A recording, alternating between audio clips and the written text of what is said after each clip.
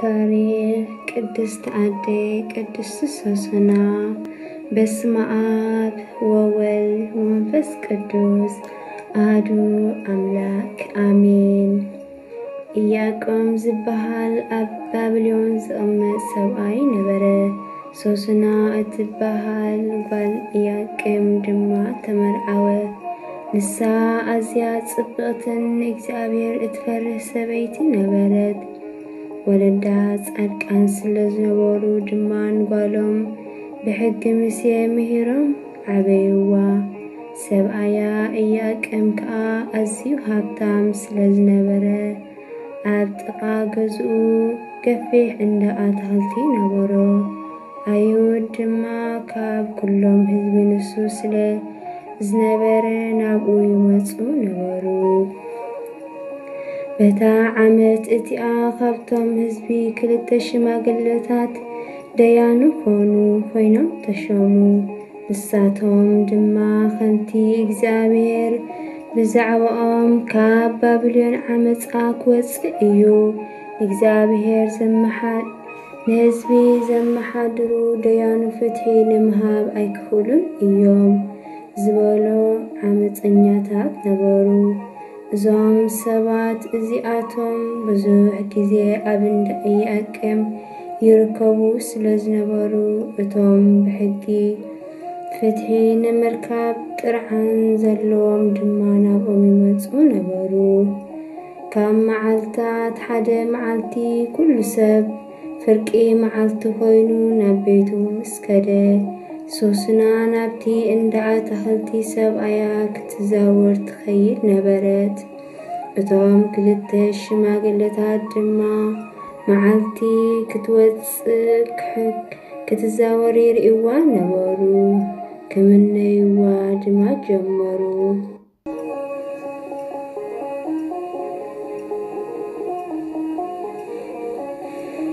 ኣእምሮኦም ስለ ዝተደፍነ ቁኑዕ ፍርዲ ከም ዘሎ ረስዑ።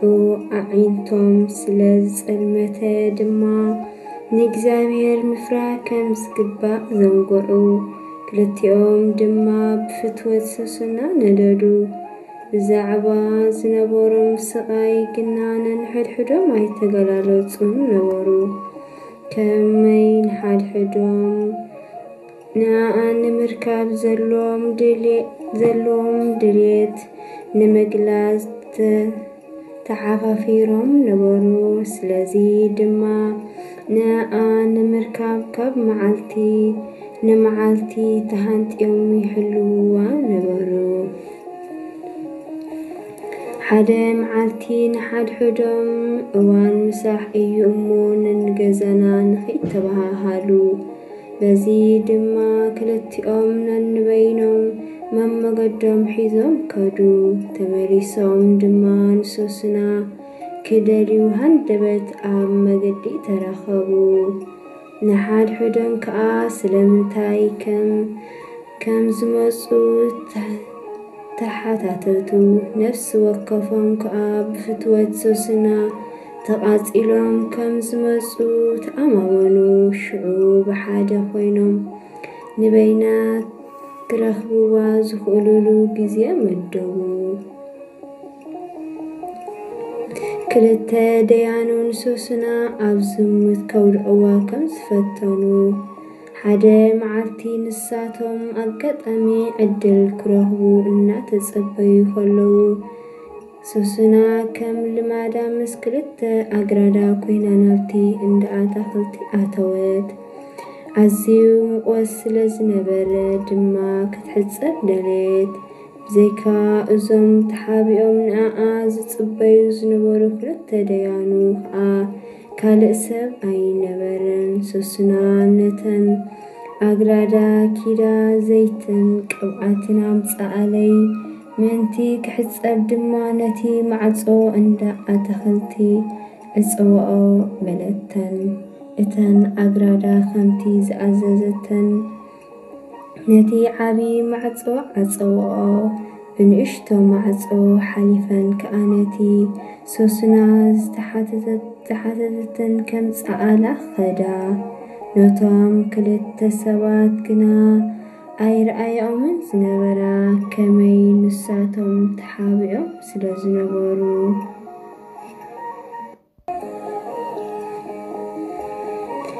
ድሕረዚ ድማ እተን ኣግራዳ ውፅእ ምስ በላ እቶም ክልተ ደያኑ ካብቲ ተሓቢኦምሉ ዝነበሩ ወፂኦም ናብ ሶስና ብጉያ መፁ። ሶስና ድማ እቲ ማዓፁ ተዓፂ እዩ ክርኤና ዝኽእል ሓደ እኳ የሎን ንሕና ብፍቕርኺ ተታሒዝና ኣሎና ስለዚ ሕራይ በልና ምሳና ከዓ ደቅሲ እናበሉ ሓተትዋ እተን ኣባኺ እንተ ኣበኺ ግና ንሕና ሓደ ጎበዝ ምሳኺ ከም ዝጸንሐ በዚ ምኽንያት እዚ ነግራድኪ ከም ዝሰደድክየን ክንምስክር ኢና በልዋ። ሶስና ካብ ዓሚቕ ሓዘን ዝተላዕለ በኸየት ኣነ ብክልተ ሸነኽ ይጭነቕ ኣለኹ ከመይ ነዚ ነገር እንተገበርክዎ ንዓይ ሞት እዩ እንተ ኣበኹኹም ድማ ካብ ኢድኩም ክመሉ ኣይክእልን እየ ግና ኣብ ቅድሚ እግዚኣብሔር ሓጢኣት ካብ ዝገብር ኣብ ኢድኩም ምውዳቕ መሪፀ ኣለኹ በለቶም።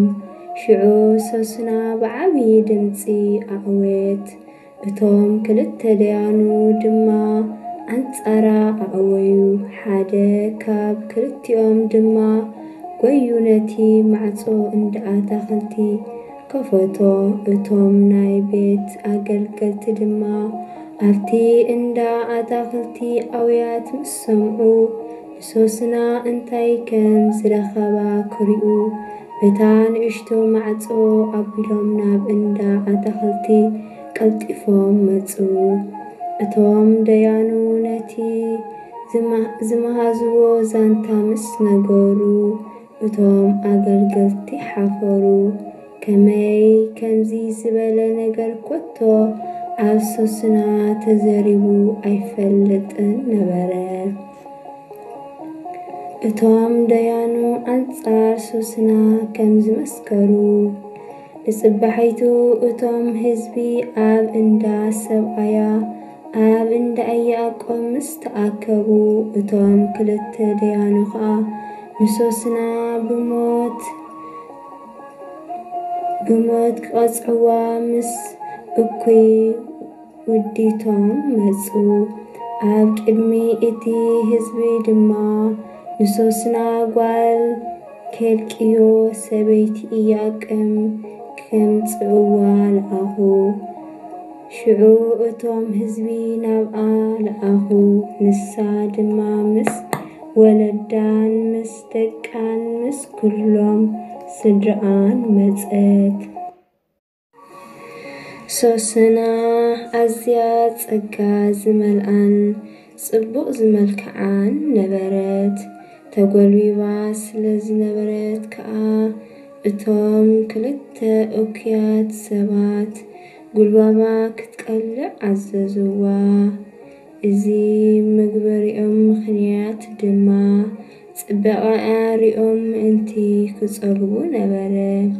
ስድራኣን ኣዝማዳን ኩሎም ግና ኣዝዮም ሓዘኑን በኸዩን። ብድሕሪዚ እቶም ክልተ ደያኑ ኣብ ማእከል እቲ ህዝቢ ደው በሉ። ኣንጻራ ንኸምስክሩ ከዓ ኣእዳዎም ኣብ ርእሲ ሶስና ኣንበሩ። ንሳ ከዓ እናበኸየት ናብ ሰማይ ጠመተት እሞ ከመይ እምነታ ኣብ እግዚኣብሔር ኣውዲቓ ነበረት። እቶም ደያኑ ድማ ንሕና ንበይንና ኣብቲ እንዳ ኣታኽልቲ እናተዛወርና ኸለና እዛ ሰበይቲ እዚኣ ምስ ክልተ ኣግራዳ ናብቲ እንዳ ኣታኽልቲ ኣተወት። ነቲ ማዕጾ እንዳ ኣታኽልቲ ድማ ዓፀወቶ ነተን ኣግራዳ ድማ ሰጎጎተን።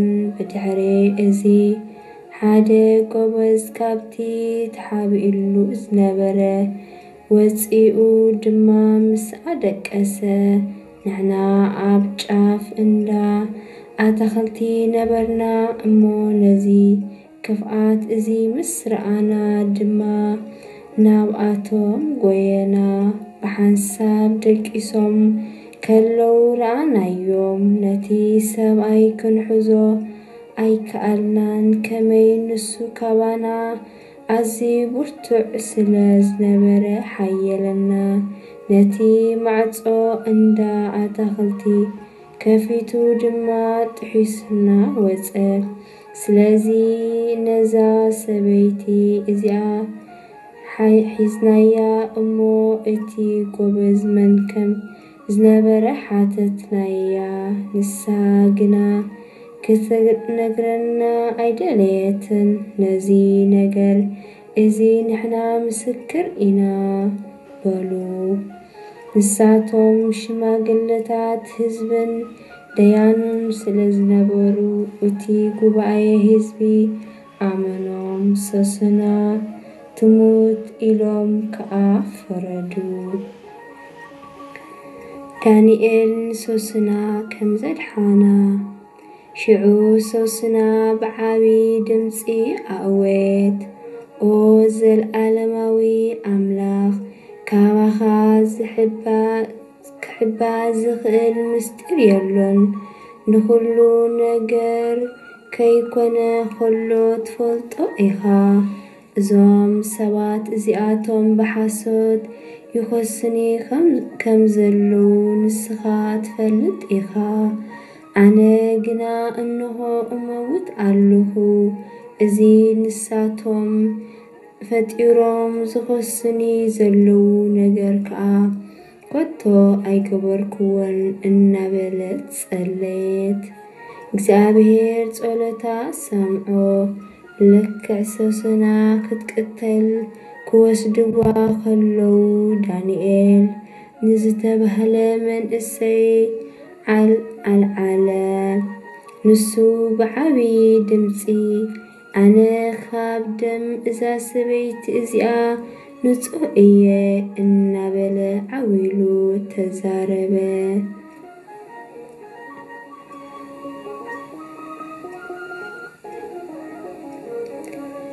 ኩሎም እቶም ህዝቢ ናብኡ ተመለሱ እንታይ ኢኻ እትብል ዘለኻ ኢሎም ድማ ሓተትዎ ዳንኤል ኣብ ቅድሚኦም ደው ኢሉ ኦ ህዝቢ እስራኤል ክሳብ ክንድዚ ዶ ሓያሹ ኢኹም ከይመርመርኩም ብቑዕ ምስክርነት ከይረኸብኩምሲ ንሓንቲ ጓል እስራኤል ከምዚ ገርኩም ንሞት እትፈርድዋ ናብቲ ኣደባባይ ፍርዲ ተመለሱ እዞም ሰባት እዚኦም ብሓሶት እዮም ኣንጻር መስኪሮም ዘለዉ ድማ በሎም ሽዑ ኩሎም እቶም ህዝቢ ቀልጢፎም ተመለሱ እቶም ዓበይቲ እስራኤል ድማ ንዓ ኣብ ማእከልና ኮፍ በል እሞ ኣረዳእና ከመይ ኣምላኽ ነዚ ሓቂ እዚ ገሊጽልካ ኣሎ በልዎ ዳንኤል ድማ ነዞም ክልተ ደያኑ ኣራሒቁም ፈላልይዎም እሞ ክምርምሮም እየ በሎም ካብ ሓድሕዶም ምስ ፈላልይዎም ድማ ንሓደ ካብኣቶም ጸዊዑ ኣታ እኩይ ኣረጊት ሰብኣይ እንሆ ሕጂ ናይ ኩሉ እቲ ዝገበርካዮ ሓጢኣት ፍዳ ክትቅበል ኢኻ ሽሕ እኳ እግዚአብሔር ንንጹህ ጻድቅን ሰብ ኣይቀትሎን እንተበለ ዘይቁኑዕ ፍርዲ ፈሪድካ ኣለኻ ንንጹህ ክመውት ፈረድካዮ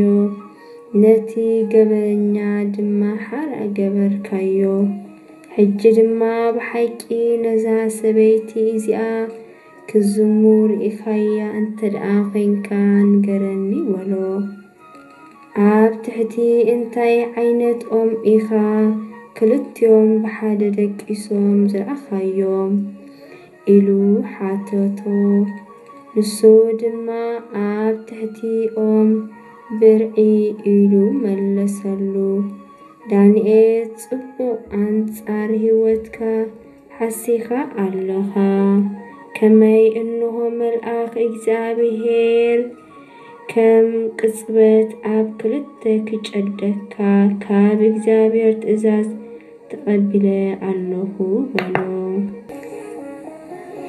ሽዑ ንዕኡ ኣርሒቑ ኣቐመጦ እሞ ነቲ ካልኣይ ፍጹም ከምጽእዎ ድማ ኣዘዞም ንዕኡ ድማ ኣታ ዘርኢ ይሁዳ ዘይብሉ ዘርኢ ከነኣን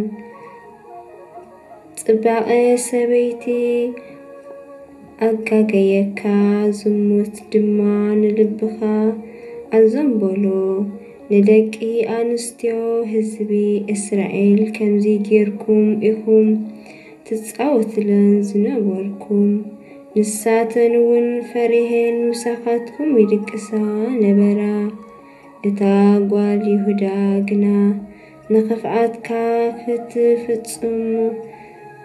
ክትጽመሞ ኣይከኣለትን ሕጂ ድማ ንገረኒ ኣብ ትሕቲ ኣየናይኦም ኢኹም ብሓንሳብ ደቂሶም ከለዉ ዝሓስክምዎም እናበለ ሓተቶ ንሱ ድማ ኣብ ትሕቲ ኩሉ ሳዕ ቆጻል ዝኾነ ሰግላ ኢሉ መለሰሉ ዳንኤል ከዓ ጽቡቕ ንስኻ ድማ ኣብ ገዛእ ህይወትካ ሓሲኻ ኣለኻ ከመይ መልአኽ እግዚአብሔር ሰይፊ ሒዙ ኣብ ክልተ ክጭንድሐካ ይጽበየካ ኣሎ ንኽልቴኹም ከጥፍኣኩም እዩ በሎ ብድሕሪዚ እቲ ጉባኤ ህዝቢ ብምልኡ ዓው ኢሉ ነቶም ናብኡ ተስፋ ዝገብሩ ዘድሕን ኣምላኽ ኣመስገነ በቲ ዝተዛረብዎ ብሓሶት ከም ዝመስከሩ ዳንኤል ዝረትዖም እቲ ህዝቢ ኣንጻር እቶም ክልተ ደያኑ ተላዕለ ከምቲ ሕጊ ሙሴ ዝእዝዞ እቶም ህዝቢ ከምቲ ንጎረቤቶም ብኽፍኣት ከጥፍኡ መዲቦምዎ ዝነበሩ ብኽፉእ ኣጥፍእዎም ማለት ቅተልዎም ህይወት እታ ንጽሕቲ ሰበይቲ ድማ ደሓነ ሶስና ካብቲ ዝተኸሰሰቶ ንጽሕቲ ኮይና ስለዝተረኽበት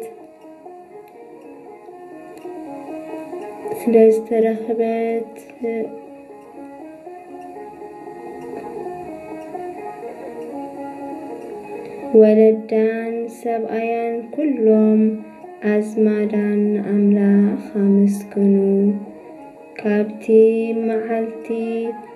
ካብታ መዓልቲ እቲኣ ንደሓር ድማ ዳንኤል ኣብቶም ህዝቢ ዓብዪ ስም ዘለዎ ሰብ ኮነ ስብሐት ለእግዚአብሔር ወለወላዲቱ ድንግል ወለመስቀሉ ክቡር አሜን።